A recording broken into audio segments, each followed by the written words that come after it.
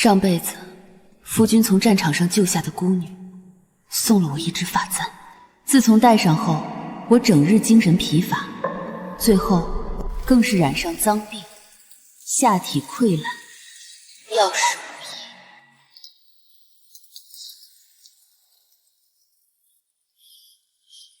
医。姐姐这屋子里当真是腥臭无比啊！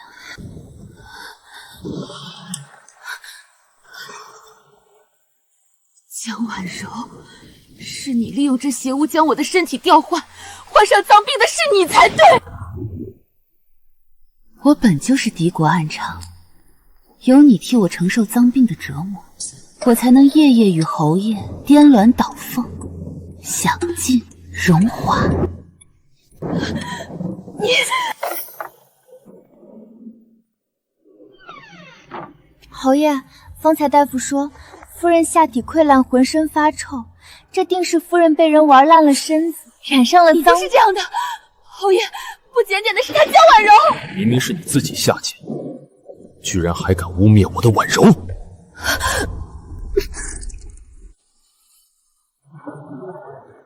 来人，将沈清月这个贱人一袭破草席扔到乱葬岗。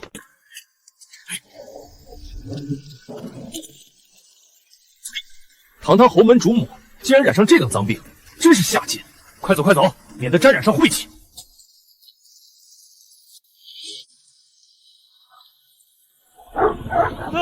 走开！快走开！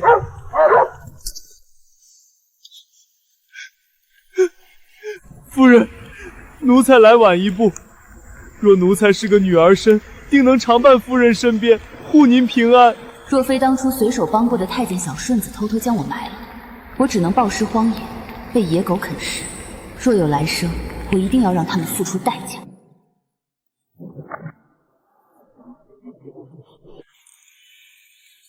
侯爷此次大捷，怕是要加官进爵了。定远侯好福气，出征3月，府中夫人日日盼归，如今又得了一位美人，真叫人羡慕。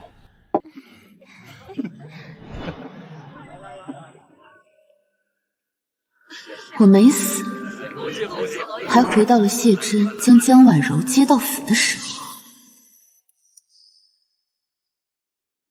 婉柔知道姐姐日日为侯爷祈福，特意去了寒山寺为姐姐求了这只平安簪，姐姐戴上它，定能保佑侯爷长盛不善。江婉柔，既然你费尽心思寻得了这能与人换命的邪物，这辈子我就送你一个不男不女的身体。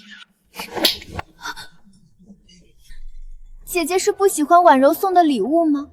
这可是我在佛前跪了749日求来的，能为姐姐和侯爷带来福气。人家一片心意，夫人这般冷脸，这不是在打侯爷的脸吗？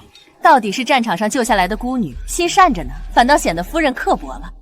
婉柔明白的，姐姐瞧不上我一介孤女，自然嫌弃我送的东西。沈清月，婉柔也是好意，不过一个簪子，你就非要给她没脸。原来自江婉柔入府起，谢之就已经厌烦了我。可笑我上辈子眼盲心杀，还以为她只是受了江婉柔的蒙蔽。妹妹的心意和礼物我都收下了，只是我头上已经簪了发叉，不方便换。礼轻情意重，我这木簪虽然比不上姐姐头上的玉簪，但这是我跪伤了膝盖求来的，只希望姐姐能戴上试一下，很好看的。看来我不戴上，她誓不罢休。侯爷晚安。是他。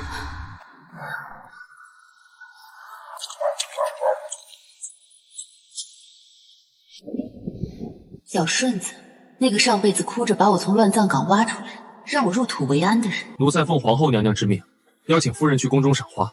既然皇后娘娘召见，我这就随公公入宫。姐姐，我帮你把簪子戴上再去赏花吧，戴着玉簪风头盖过皇后娘娘可不好。等等，这位姑娘好眼熟，去年北边送来的那批舞姬里，是不是有姑娘？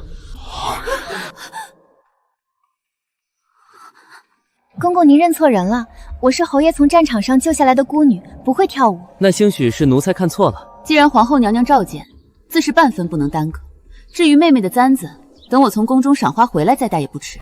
姐姐这是要躲着婉柔吗？不过是戴个簪子的功夫，能耽误多少事？夫人小心！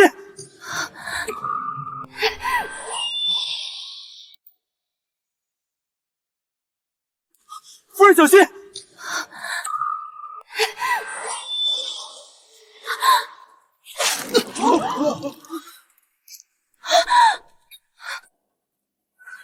这个该死的阉奴，屡次坏我好事。你这个阉奴，竟敢摸我！谢了，你要为我做主啊！光天化日，阉奴竟敢非礼侯府的人，这种阿萨东西就该杖毙！婉柔虽出身微贱，却也是清清白白的女儿家，被他这般侮辱，不如死了算了。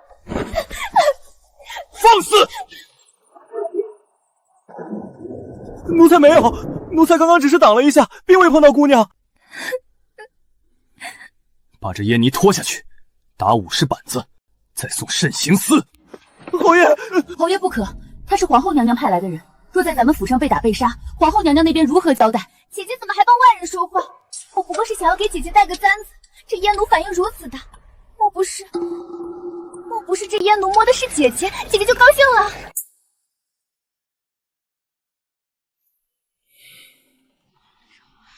江婉柔这话歹毒之极，分明在暗指我与小顺子有私。侯爷，保护主子是奴才的分内事，奴才与夫人之间清清白白，万不敢污了夫人名声，奴才愿受罚。只求侯爷看在皇后娘娘的面上，留奴才一条命，回宫交差。小顺子这是在保我，我若再求情，便坐实了江婉柔的诬陷。江婉柔，既然你这么想换具身体，那我这就成全你，送你一具特殊的身体。小顺子，上辈子你为我收尸，这辈子又因我受刑，我能为你做的，就是帮你摆脱那具让你痛苦的身体，给你一个真正自由的心声。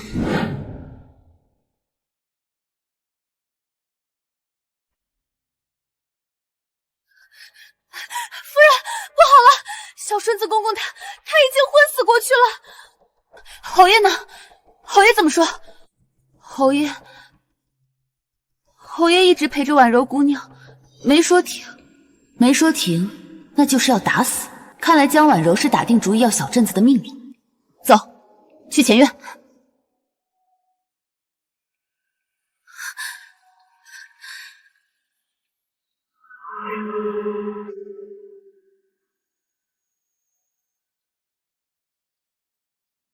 姐姐当真要为了一个阉人，连自己的名声和侯府的脸面都不要了吗？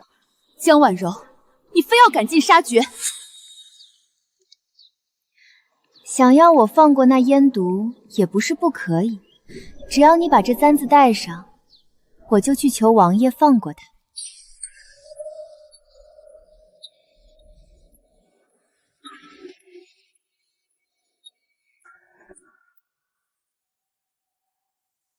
姐姐难道真的忍心看着那阉奴去死？姐姐，你看这阉奴多骨气，被打成这样不求饶，不知道的还以为他是为了姐姐在受罚呢。一个阉奴而已，忠心护主本就是他的本分，是死是活与我何干？妹妹手中的簪子还想给我戴吗？姐姐肯戴了。明日是我母亲的忌日，我要去寒山寺上香，这簪子质朴别致。妹妹若真有诚意，明日陪我去寺里，当着菩萨的面，亲手为我戴上这只簪子。好，那明日婉柔陪姐姐去。姐姐不去柴房了？不去了，小顺子被打昏了，我去也救不下来，求情只会坐实我和他有私，正中将婉柔下怀，只能另寻办法。皇后娘娘未必会在意一个小太监的死活，但她在意自己的脸面，自己的人被打了，总要问一句。让人悄悄送去宫里。是，夫人。江婉柔，你以为除掉小顺子，就能高枕无忧地夺走我的一切吗？你得意不了太久了。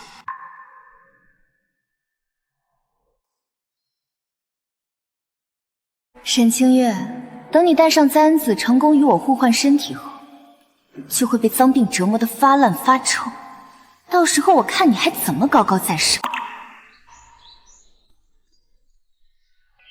江婉柔，我等着你自食恶果。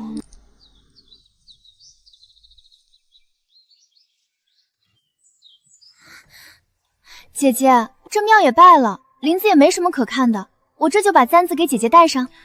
难得来一趟，自然要好好转转。妹妹急什么？施主，请稍等，女施主，方丈有请。兴许是我添的香火款过多，寺里有所顾虑。妹妹在此稍后，我去就回。姐姐，我陪你一起去。方丈只请我一人，放心，等我回来就让你给我戴簪子。那姐姐快些回来。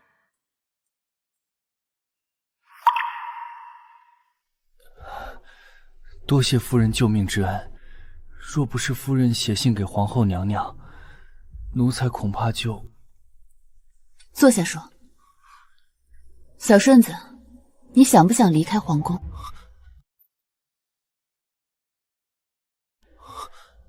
夫人怎会知道我的愿望？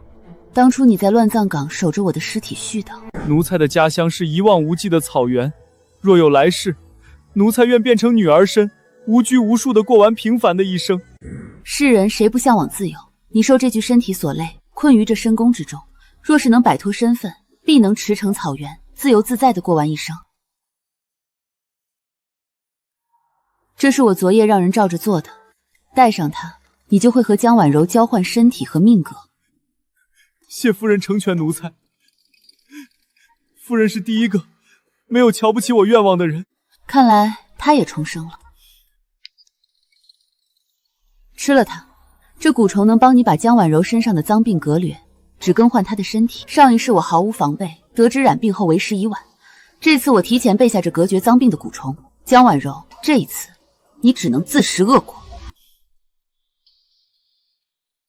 从今往后，你叫沈顺，随我姓，拿着这些银两去你想去的地方，过你的新生。沈顺，谢夫人再造之恩。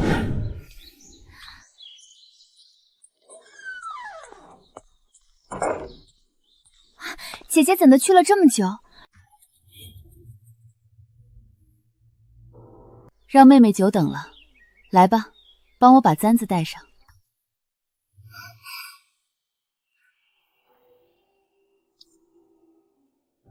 江婉柔，你费尽心机想要的，我都给你。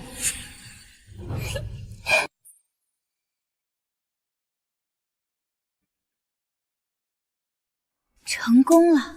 我终于要摆脱这具肮脏的身体，成为高高在上的侯府夫人了。谢屏是我的，荣华富贵都是我的。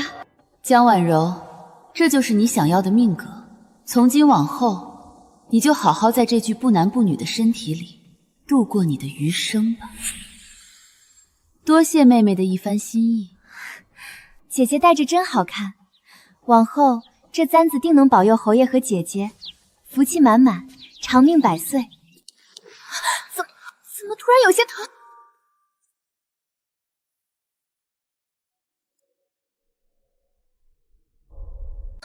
当然疼，上辈子我戴上这簪子后也是这样开始的，先是精神疲乏，然后是下腹坠痛，再然后便是溃烂、恶臭。他身体里原本就有的脏病，正在这妖簪的催化下，以更快的速度回到他原本的主人身上。妹妹别急，许是今日早起累着了，在此地歇一歇就好。不行，我得回去，我得立刻回去找侯爷。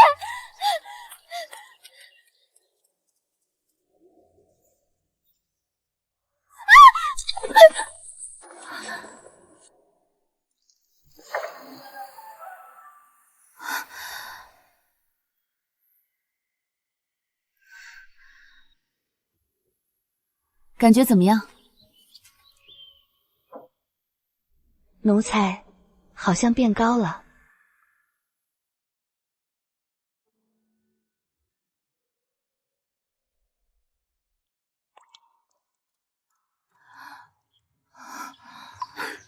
不仅是身段变了，连个头都高挑了不少。别的呢？可还有哪里觉得不适？夫人，奴才……从今往后，你不再是奴才了。我上辈子唯一的愿望就是摆脱阉人身份，逃离那座吃人的皇宫。如今我竟然真的梦想成真了。夫人，那具身子，那还是他的身子，不过很快那具身子里就会长出烂疮，流出脓水，散发出足以让人作呕的恶臭。姑娘，你在哪儿？这是他罪有应得。江婉柔的侍女找来了，你快走，从后门下山，千万别让人看见。夫人大恩，小顺子没齿难忘。夫人保重。妹妹，妹妹醒醒！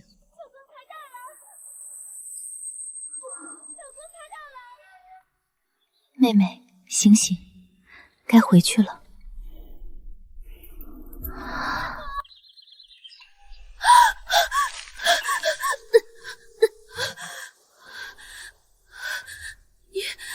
你对我做了什么？妹妹说什么呢？你方才突然晕倒，可把我吓坏了。若不是我力气小，早就背你下山求医了。别碰我！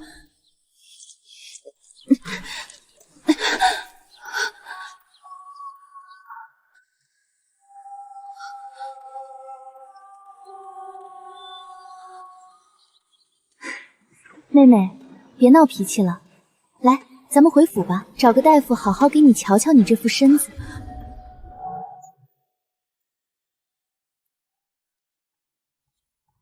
江婉柔情况如何？大夫说江婉柔脉象怪异，可他又拒绝大夫进行其他诊断。夫人，您说的该不会是故意想要引起侯爷的怜惜？心里有鬼，怎么可能让大夫仔细诊断？不过为了防止江婉柔起疑，我还是要做做样子。春杏，我有些不舒服，头晕的厉害。呀，夫人您的脸色好差，奴婢这就去请大夫。为了让你相信已经成功过跟我换了身体，我可是煞费苦心。很快你就会自食恶果，也是该让你尝尝前世我所受之苦的滋味。肚子好痛。夫人脉象平稳，并无异样，许是近日忧思过重，心神损耗所致。老夫开一副安神汤，夫人好生休息便是。姐姐可好些了？姐姐怎么忽然病了？那日从寺里回来还好好的，许是在寺里吹了风，累着了。姐姐好生歇着，可千万要保重身体。府里的事有婉容照应着，侯爷那边我也会替姐姐多上心的，姐姐不必挂心。有劳妹妹了。江婉柔，你以为再过些日子，我就会像上辈子一样被关进柴房，孤零零的死去？可你不知道，真正换了身子的那个人，此刻正在京城某处，第一次挺直腰板走路，享受新生，而你即将品尝我前世所有的痛苦，百倍千倍。夫人，药来了。您都病了好些天了，侯爷怎么也不来看看您？他忙，不必管他。姐姐可好些了，婉柔又来看你了。姐姐莫怪，昨夜侯爷非要拉着婉柔赏月，闹得晚了些。姐姐不会生气的吧？他以为我会伤心，会歇斯底里，可他错了。经过两世的背叛，我对谢之早已心如污秽，只剩下彻骨的恨。姐姐病着，这些珠钗也带不了，真是可惜了。这只簪子是留给你的。姐姐，这只簪子真好看，婉柔觉得这簪子与我今日的衣裳正相配呢。反正姐姐现在也病着，带不了，不如就给婉柔带可好？江姑娘，那是我家夫人母亲的遗物，她不仅要抢我的夫君，抢我的身份，还要夺走我最珍视的东西，一点一点把我存在的痕迹全部抹去。妹妹喜欢，拿去就是了。多谢姐姐成全，姐姐放心，婉柔一定会好好爱惜这只簪子的。春杏，送客。江姑娘，我们夫人要歇息了，请回吧。那我就不打扰姐姐休息了。夫人，那可是老夫人留给您的遗物啊，您怎么就……春杏，死物罢了，人若不在了，留着这些又有什么用？算算时间，差不多是时候。怎的感觉你的身段不似以前丰满了，身上脂粉味也重？应是从寒山寺回来后染上风寒，整日没胃口，身子因此轻减了不少。怎么一个两个的从寒山寺回来，身体都有恙？说起来，姐姐的病倒是愈发严重了，侯爷应该还没去看过姐姐吧？不如我们现在去看看。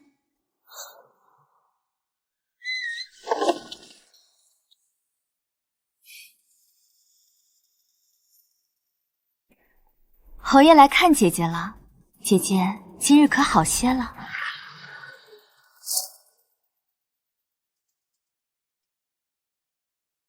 脏病逐渐在江婉柔身上生根发芽了，他身上那股若有若无的臭味，我绝对不会记错。上辈子我被这股味道折磨了整整3个月，至死都刻在记忆里。姐姐怎么不说话？可是身子还不适。侯爷，姐姐是不是还在生婉柔的气？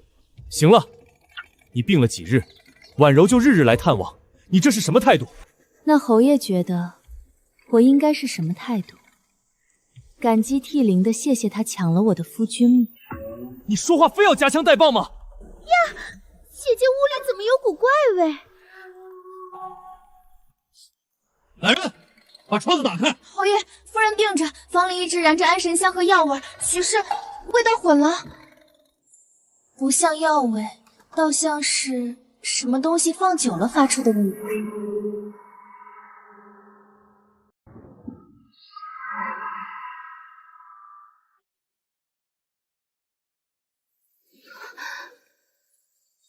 姐姐这病，该不会是……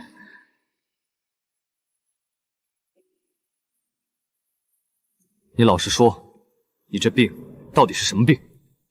我不知道，请来的大夫也都看不出来。姐姐整日在府里大门不出二门不迈的，怎么会得这种说不出口的病呢？说，那个野男人是谁？侯爷，我嫁给你5年，从未出过府门一步。那可说不准。前些日子，那个小太监来传旨，姐姐不是还跟他单独出去了好一会儿吗？婉柔不是那个意思，侯爷千万别误会，姐姐和那小太监清清白白的。够了！多么明显的污蔑！小顺子一个太监，我如何与他苟奸？可他信了，就像上辈子一样。无论我如何解释，他都只相信他愿意相信的。侯爷，姐姐还病着呢，咱们先回去吧。有什么事儿等姐姐好了再说。我给你3天，3天之内你这病若还不好，就搬到后院柴房去住。府里这么多人，不能让你一个人过了病期。清月姐姐，你就听王爷的吧。你当真要把我关进柴房？我嫁给你5年，替你操持中府，替你应酬来往，为你挡了多少明枪暗板。如今我病了，你竟连让我在自己的屋里养病都不肯。姐姐，侯爷也是为了你好啊，您这可是脏病，万一传给府里其他人可怎么好呀？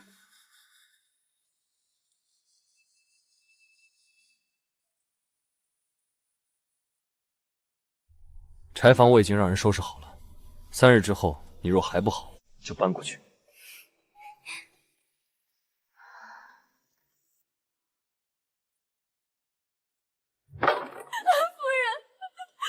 上辈子我只当他受人蒙蔽，这辈子我才知道，谢真从来都是这样的人。他对我的好只因我有用，如今我没用了，就可以像扔掉一件旧衣裳一样随手丢弃，无关紧要。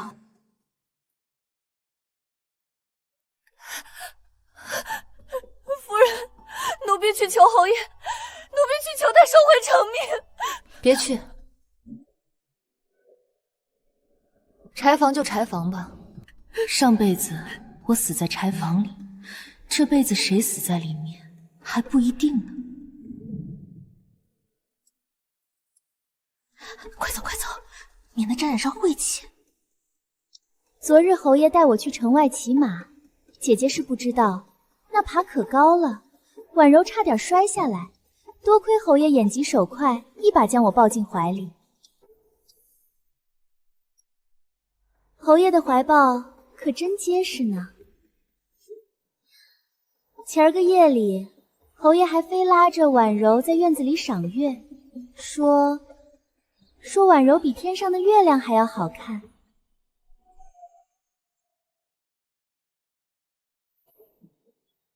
姐姐，你听了这些，难道就一点都不生气吗？妹妹说的是什么话？你们恩爱，我这个做姐姐的高兴还来不及呢，怎么会生气？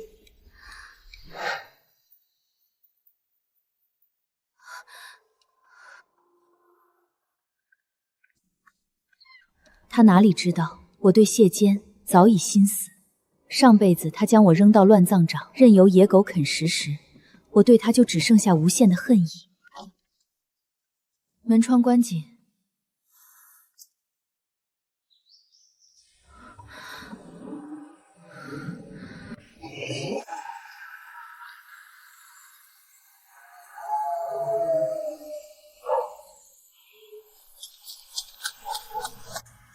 夫人，夫人，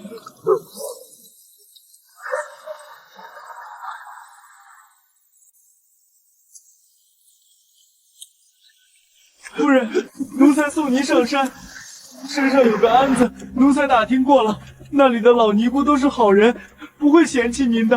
我趴在海淀子位置上，奴才会给您烧一纸的。时换，却忽然很想笑，这人自己都活得那么艰难，还在操心我死后有没有人祭拜。小顺子，你想要的我已经给你了，一个全新的身份，一个光明的未来，剩下的就靠你自己了。后来我才知道，他之所以拼死帮我，只因为宫宴那天满堂贵妇都嫌他晦气，唯有我对他笑了笑。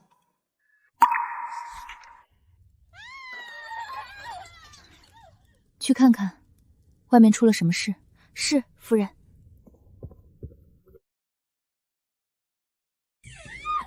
夫人，是婉柔姑娘的院子那边闹起来了。哦，听下人们说，婉柔姑娘不知怎么了，突然喊着浑身发痒，在屋里又哭又叫，把身上挠得到处都是血印。这一刻终于来了。侯爷请了城里最好的大夫来看，也瞧不出个所以然，只说是急症，开了些止痒的药。那药可管用？全然不管用。听说婉柔姑娘痒得受不住，在地上打滚，把身上好些地方的皮都给挠破了，血肉模糊的样子吓人的很。当然不管用，这脏病已经彻底深入她的骨髓。江婉柔，你的报应来了。知道了，睡吧。夫人，您是不知道，婉柔姑娘那病是越发重了。如今她院子里的丫鬟婆子都在私下议论，说她身上散发出一股子臭味，隔着老远都能闻见，熏得人头晕。侯爷没再请大夫去瞧瞧，请了也没用。奴婢今儿早上还听见小厮说，侯爷前日从婉柔姑娘院里出来，那脸色铁青的跟锅底似的，扭头就走了。这一连几天都没再踏进他院子半步。江婉柔，这才只是个开始，前世我所受的苦，我要你千倍百倍的还回来。怎么回事？我不是已经跟沈清月那个贱人互换身体了吗？为什么还会患病？小姐，您别恼了，都出血了。侯爷呢？侯爷怎么还没来？我不是让你去请吗？小姐赎罪，侯爷说他公务繁忙。废物，滚出去！沈清月，一定是你这个贱人搞鬼，我不会放过你。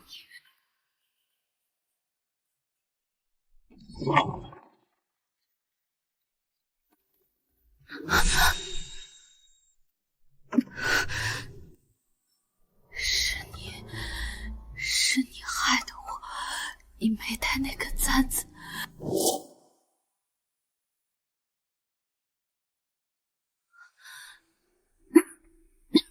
妹妹这是怎么了？病得这样重，怎么还跑我这儿来了？快，给婉柔姑娘看座。你装什么装？沈清月，一定是你在簪子上动了手脚。手下拉菲什么？妹妹说的是这只簪子吗？这可是你送我的礼物，我喜欢的紧，日日戴着，一刻也不敢摘呢。说起来也奇怪，自从戴上妹妹送的这只簪子，我这病就一日重过一日，身子也越发虚了。妹妹可别多想，可妹妹怎么倒也突然病成这样了？莫非这簪子有什么古怪？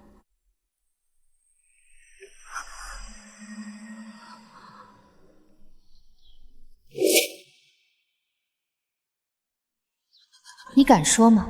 说这簪子是你用来与我换命的妖物，还是说你本想置我于死地，结果却被我反将一掌，让你自食恶果？你不敢，这些话你一个字都说不出口。你等着，侯爷不会放过你的。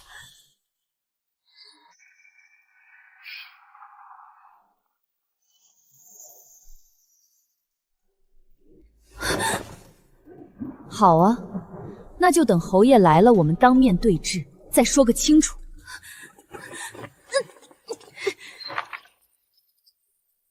夫人，您别气坏了身子，侯爷他会为您做主的。他不会来的。夫人，您是不知道，现在府里上下都传遍了，侯爷有了新欢。上辈子谢真偏宠江婉柔，倒是没传出过有什么新欢。是城南绸缎庄老板家的女儿，听说刚及第，那模样嫩得能掐出水来，侯爷喜欢的紧，这几日都歇在那位姑娘的院子里呢。至于那位婉柔姑娘，一个病得浑身发臭的女人，如今谁还记得她是谁？真是报应。江婉柔，你看，这就是你爱的男人，他的爱比纸还薄。前世我所经历的，如今轮到你。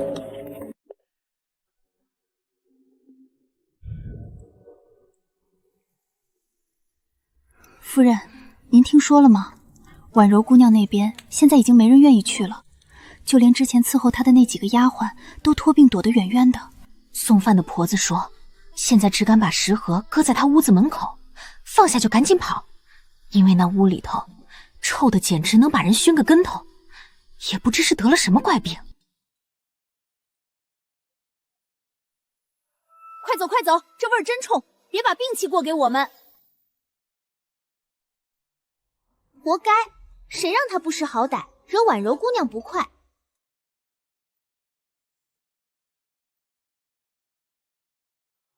上辈子我也是这样，被关在柴房里，叫天天不应，叫地地不灵。这份仇，这份苦，就应该让你这个罪魁祸首也原原本本的亲自尝尝。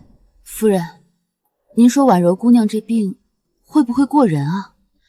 您自个儿也还病着呢，万不可被过了病气。放心，我没事，我好得很，比任何时候都要好。小顺子，谢谢你。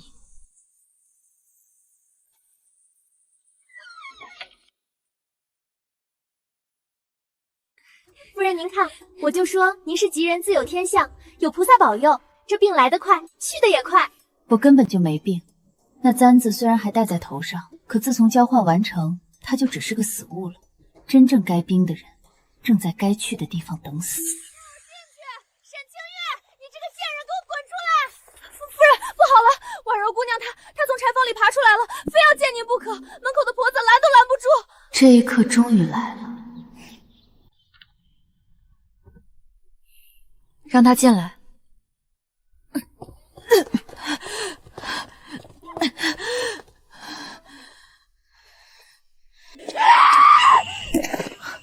婉柔妹妹，怎的成了这般模样？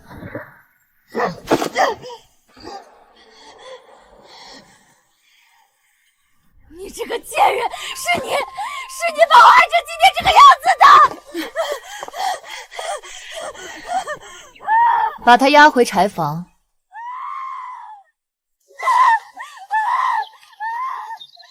江婉柔，你终于发现了，可结果已经尘埃落定了。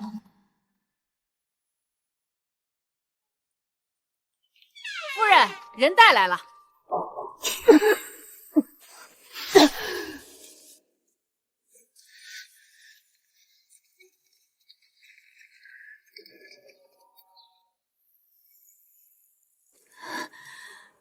妹妹来找我，有什么事？你把我的身子弄到哪里去了？那日从寒山寺回来，我就觉得不对劲，这不是我的身子，这不是。妹妹说什么胡话？你不是好端端的在这里吗？你胡说！我自己的身子我能不知道吗？你看，这身子又臭又烂，根本不是我的。我的身子肤如凝脂，怎么会是这个样子？妹妹的意思是，你的身子本该是好的。当然。那为什么你的身子会变成现在的样子？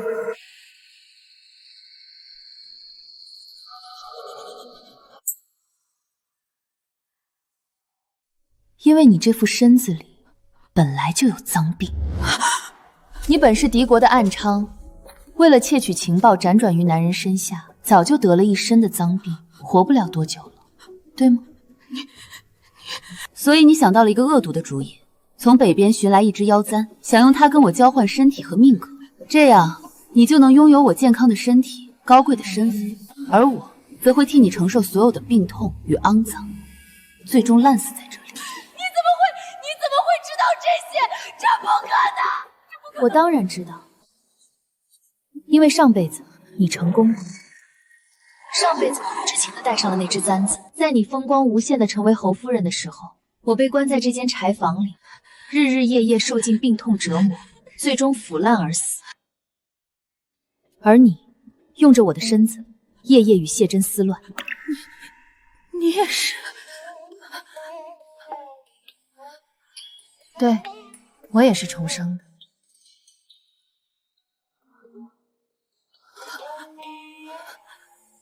所以这一次，我把簪子给了另一个人，你猜猜是谁？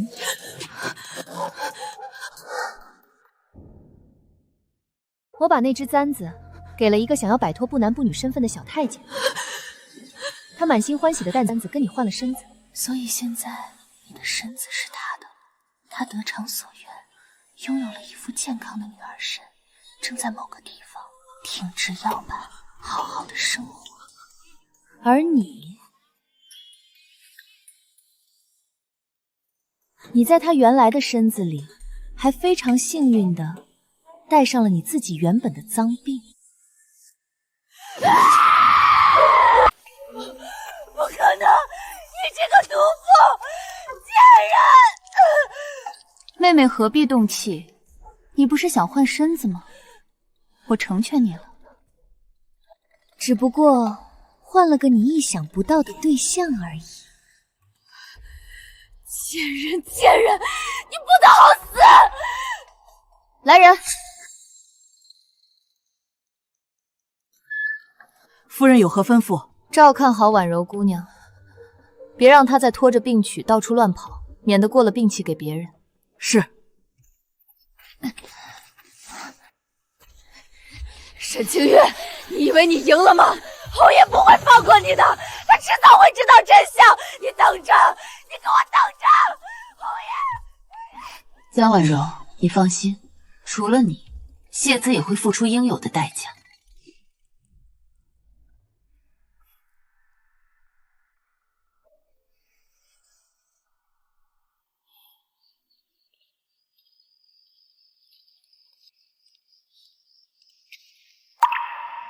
谢征，你终于还是沉不住气了吗？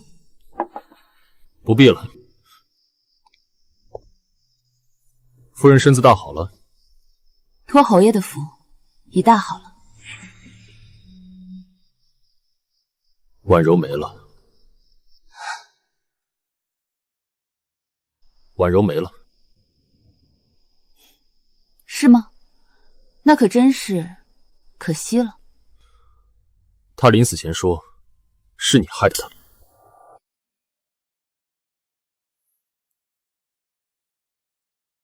侯爷觉得呢？那只簪子有问题。哦，什么问题？侯爷不是说那是婉柔妹妹的一片心意吗？那簪子是北边来的妖物，能换人的命格。婉柔是想用那簪子害你，结果不知怎的，反倒害了她自己。谢征，原来你一直都知道江婉柔对我有意，可你却选择放任。那日从寺里回来，她就不对劲了。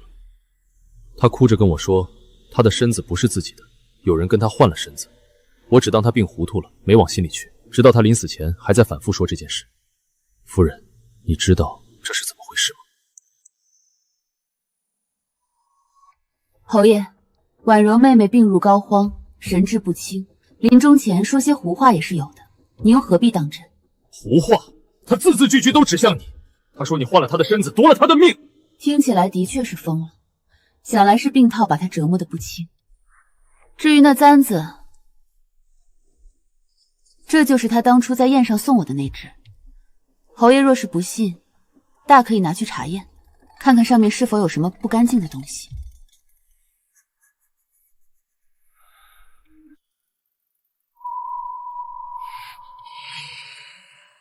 服气着，我只问你一句话：婉柔的死跟你有没有关系？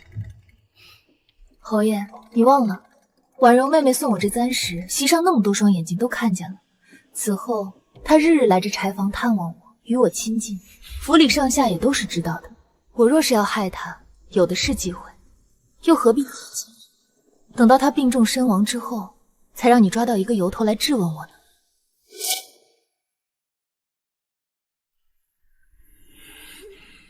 更何况，我病得比他早，比他重。他死之前，我连下床的力气都没有。侯爷是知道的。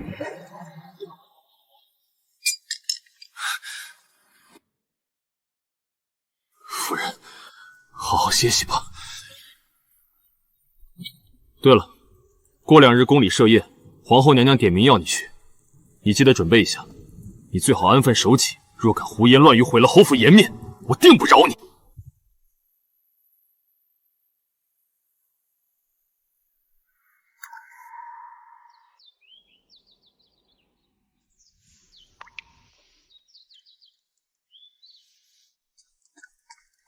夫人，今日是宫中赴宴的日子，马车已经在门外等着了。小姐，知道了。谢征，我们往日的情分已经耗尽，你如此待我，就不要怪我不留情面了。夫人，皇后娘娘素来与侯爷交好，此次宫宴若是交好，侯府私藏敌国暗招，此乃通敌叛国的死罪。皇后娘娘只会明哲保身，绝不会为谢征徇私。夫人早有打算，江婉柔的身份、腰簪的秘密，皆是谢真的崔姓妇。她如今不过是苟延残喘。谢真，宫宴之上，便是你我清算之日。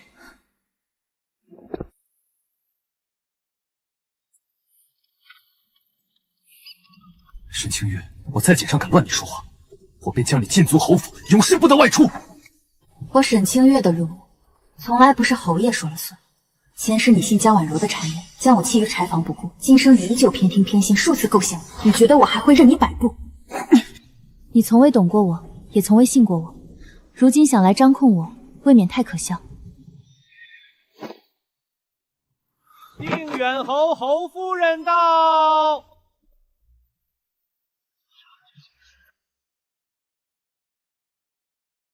就是他，府里那个孤女死得蹊跷，她还得了怪病，指不定是什么妖邪之人。听说那孤女浑身溃烂而死，说不定是被他诅咒的。夫人，他们太过分了，一个个竟会乱嚼舌根，也不怕闪了舌头。听闻府中婉柔姑娘不幸异世，沈夫人不知是得了什么急症，也好让我们提防这些。生死有命，非人力可改。倒是夫人，府中琐事繁多，不如多操心自家府里的事，免得顾此失彼。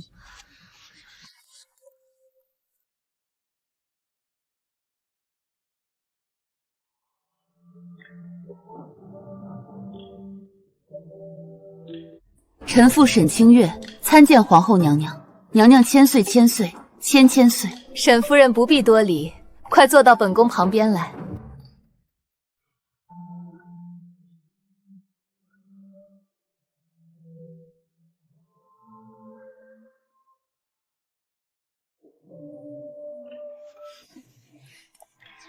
沈夫人真是好气度，夫君身边有人也能如此淡定，倒是我们学不来。夫人说笑了，夫人倒是管得严，怎的连夫君纳了3房妾室，都管不住他夜夜宿在外室那里？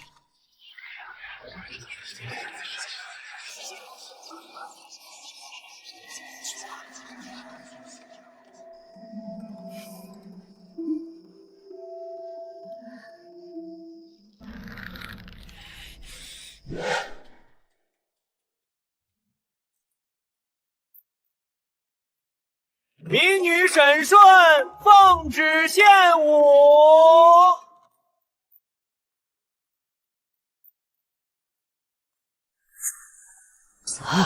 那不是已经死了吗？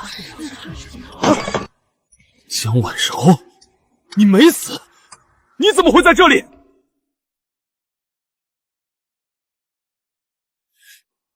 你再找！民女沈顺参见皇后娘娘，愿为娘娘献舞一曲。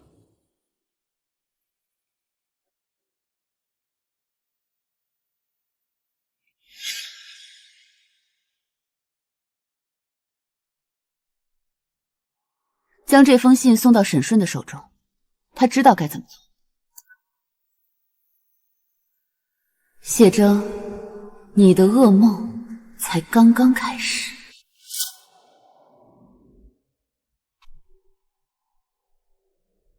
既奉旨献艺，便开始吧。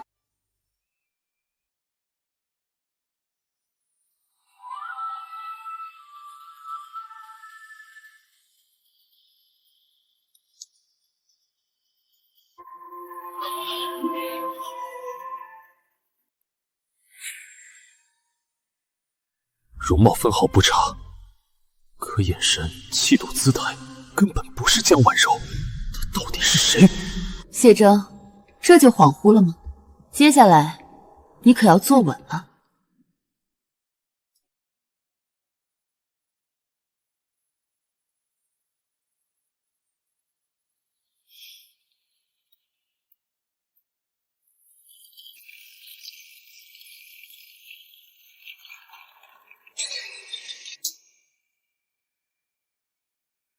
好舞姿，好风骨，抬起头来。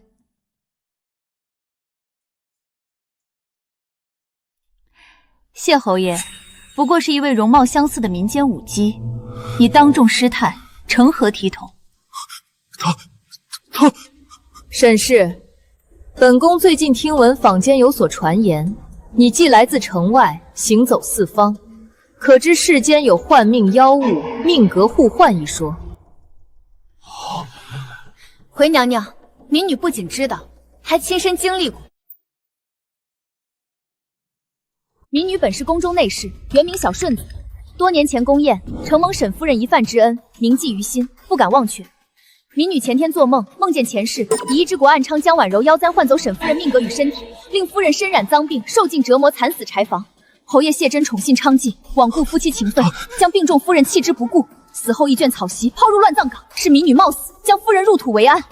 暗娼通敌，侯爷竟敢将奸细藏于侯府，你当众苛待正室夫人，简直薄情寡义，辱没门楣！你胡说，一派胡言！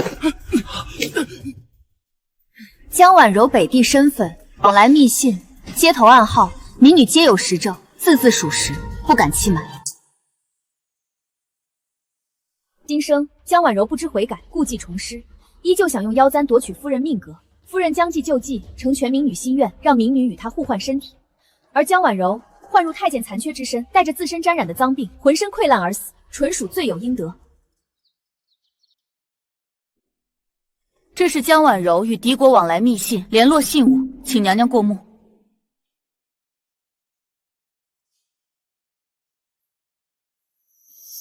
蛇蝎毒妇，死有余辜。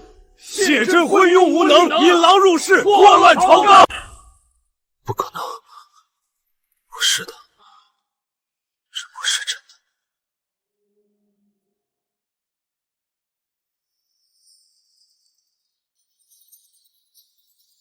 的。谢真，你好大的胆子！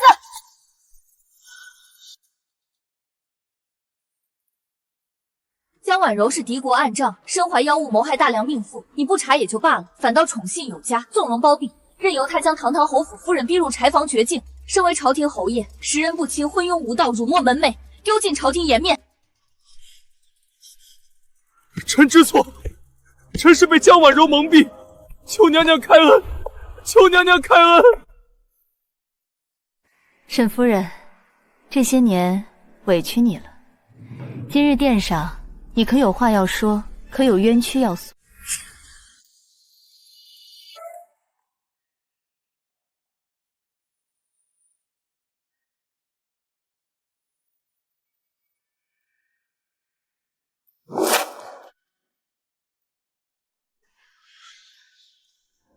各位大人，各位娘娘，就是这只簪子，换走我的命格，占去我的身躯。啊，这就是那妖簪，如此质朴的样式，竟丝毫看不出端倪。戴上它，我日日疲乏，下身剧痛，最后溃烂不堪。而谢真眼睁睁看我奄奄一息，只信江婉柔一句谗言，便将我丢进柴房断水断粮。我死之后，他用一卷草席裹了我，扔去乱葬岗，任由野狗啃食。若不是冒死收尸，我至今尸骨无存。沈夫人嫁入侯府多年，她竟如此薄情，堂堂侯爷这般对待发妻，简直枉为人夫。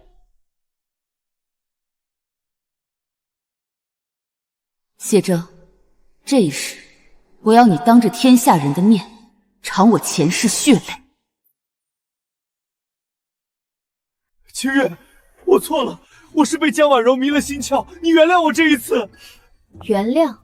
今生我重生回来，假装染病卧床，你来看过我一眼吗？江婉柔浑身发臭，你视而不见。她污蔑我与内侍有私，你深信不疑。你甚至要再次把我关进柴房，让我重走死路。我事后受了江婉柔的迷惑。你不是被迷惑，你本性凉薄，自私至极。你从来没有我这个与你相守5年的妻子。我为你操持中狱，为你应酬权贵，为你挡下明枪暗箭，从未负你分毫。可你负我至深，害我至惨。不是，我没有。皇后娘娘，臣妇恳请娘娘做主，臣妇要与定远侯谢坚和离。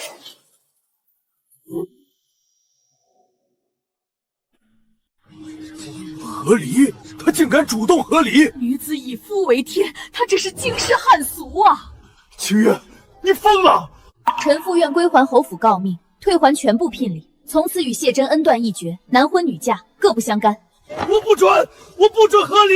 从今日起，我沈清月再不是定远侯夫人。清月，别闹了，跟我回府，我们有话好好说。侯爷，我与你没什么好说的。准了。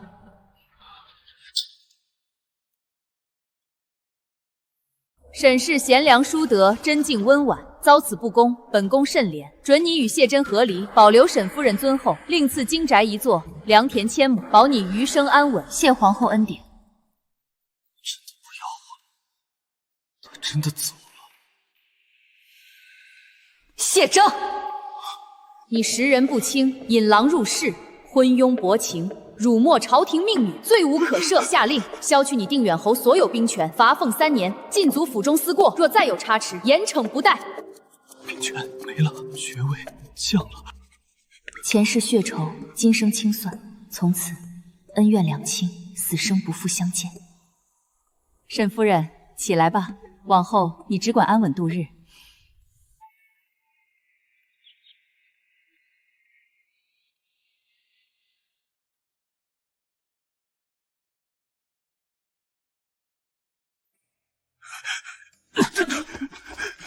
清月，等等我，你等等我！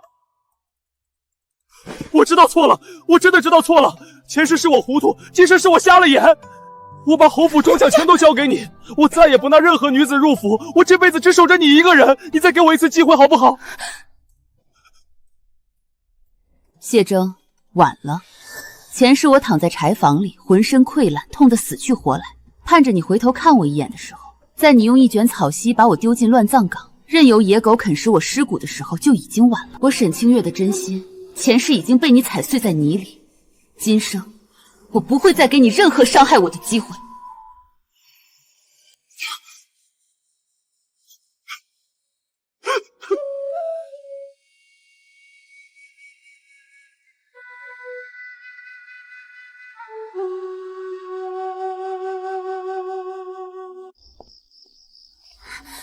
夫人，大恩不言谢，双儿这条命是夫人给的，此生此世，双儿永不相忘。快起来，你我之间不必行此大礼，你莫要总想着报恩。我们之间从来都是彼此成全，两不相欠。前世你冒死为我收尸，让我不至尸荒野；今生我不过是帮你完成心愿，让你活成自己想要的模样。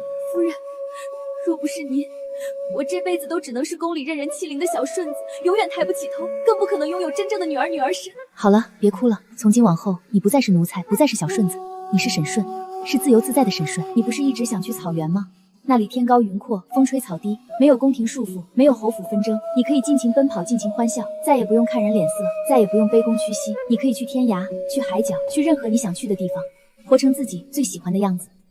夫人放心，顺儿一定好好活着，绝不辜负夫人的成全。小顺子，不，沈顺，愿你此生平安喜乐，自在无忧。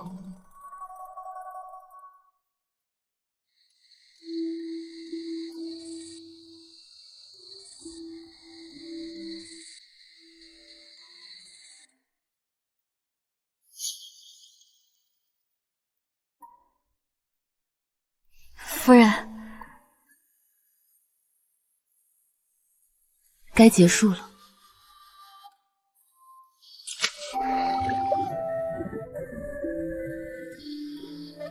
夫人，我们终于自由了，再也不用看侯爷的脸色，再也不用受江婉柔的气，再也不用担心受怕，再也不用承受那些委屈苦楚了。是，我们自由了。江婉柔，你的恶毒阴谋随簪沉没。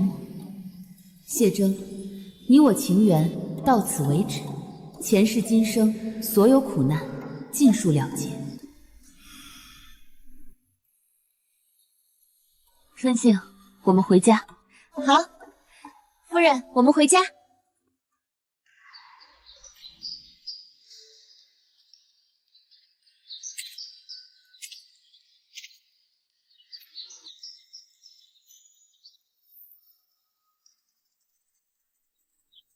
请夫人示下。夫人，求您收留我们。侯爷昏庸，侯府早已败落，我们只想追随夫人，忠心伺候。夫人待我们恩重如山，我们此生只想效忠夫人一人。夫人，这些日子我不在侯府，你们把侯府打理得很好。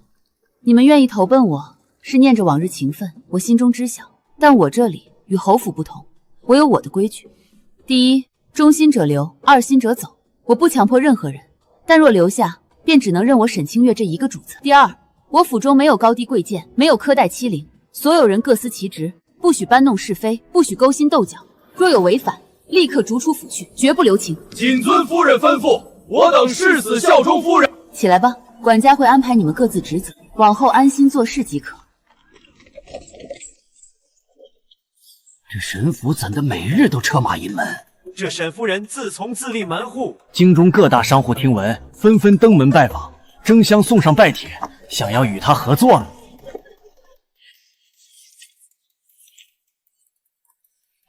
请示。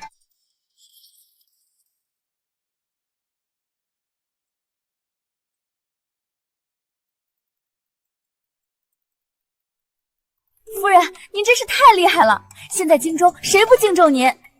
这才是我该有的人生，不依附他人，不委屈自己，做自己的靠山，自在从容。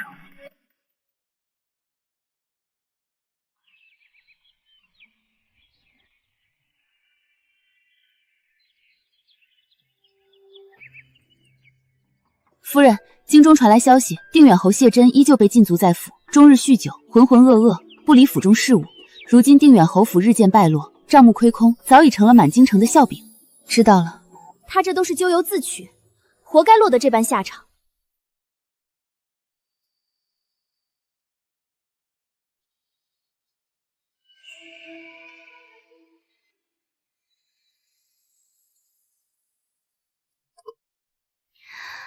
夫人绣得真好看。对了，夫人，往后您可有什么打算呀？往后，我便为自己而活。春日赏花，夏日品茶，秋天看风，冬日煮雪，活成这世间最自在、最洒脱、最无忧的女子。不困于情，不困于义，只随心而行，不负自己，不负此生。鸳鸯绣伴，前尘散尽，从此沈清月只为自己而活。